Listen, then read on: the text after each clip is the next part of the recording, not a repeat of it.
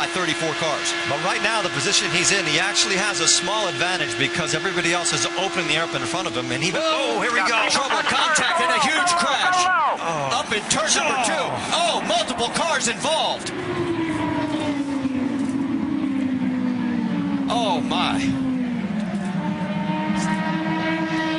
It looks like Dan Weldon may be involved in it.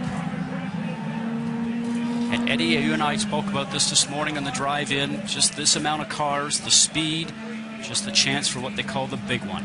And what happens in conditions like that, when you're, even if you're 300 yards behind that, you cannot stop these cars. The only option you have is to try to avoid it, and it was impossible to avoid anything there. And you saw Willpower, his car involved as well.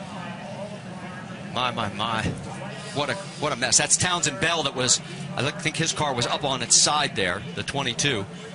15 there of Jay Howard. An additional entry, excuse me, is that the 19 or 15? I can't see with the sun shining there. Some of the car is broken. They're showing that as Alex Lloyd, the 19. It is the 15 of Jay Howard. Yes. One of the cars actually flew for about 200 yards in the air. Red flag is out here at Las Vegas Motor Speedway on lap number 12. And from high above, you can see the carnage.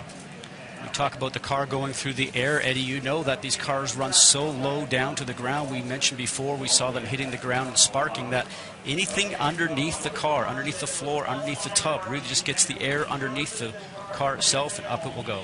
We saw J.R. Hildebrand out of his car. There is Dario Franchitti. Somehow he managed to get through the carnage, but Sure, guys, I mean, there's just nothing I can do. Willpower did not. 10-4. They are going to stop you at pit lane on the right-hand side. They want the drivers to stay in the cars. What Franchitti was alluding to is there's nothing he can do avoiding the debris that's on the track.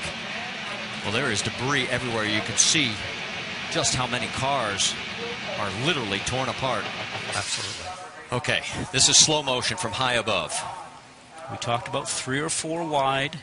Watch Sebastian Zaveja, right? Yes. Little contact right there. Now he's trying to go from the low side to the high, from the high side down low to get going for the turn. Oh.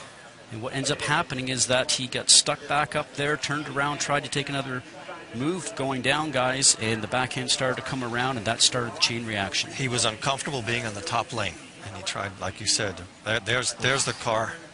Look, there's 2 cars that are airborne. This puts Weldon racing in perspective. This is the horrible accident that everybody has always hoped would never occur.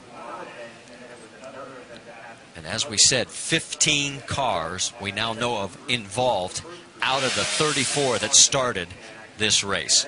We're under a red flag situation. We'll step aside. We'll stay side by side here at Las Vegas.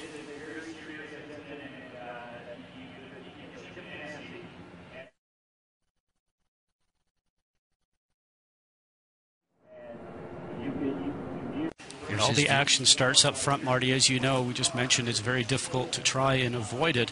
And as Dario was mentioning, he's just looking forward, trying not to hit the car that's in front of him or subsequent cars that are there.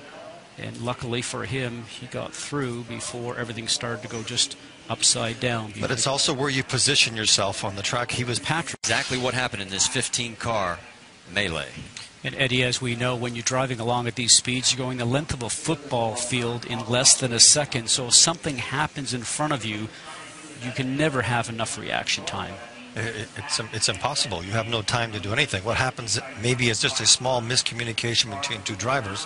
Somebody spins and you have... Eddie, as you know, we talked about it a moment ago, it's just reactionary time, and you hope that there's a clear path for you to go through. Now, as we see the car starting to touch and go airborne, as a driver, you're looking for a clean hole, but sometimes when you get to that clean hole, it is then filled with other cars or debris.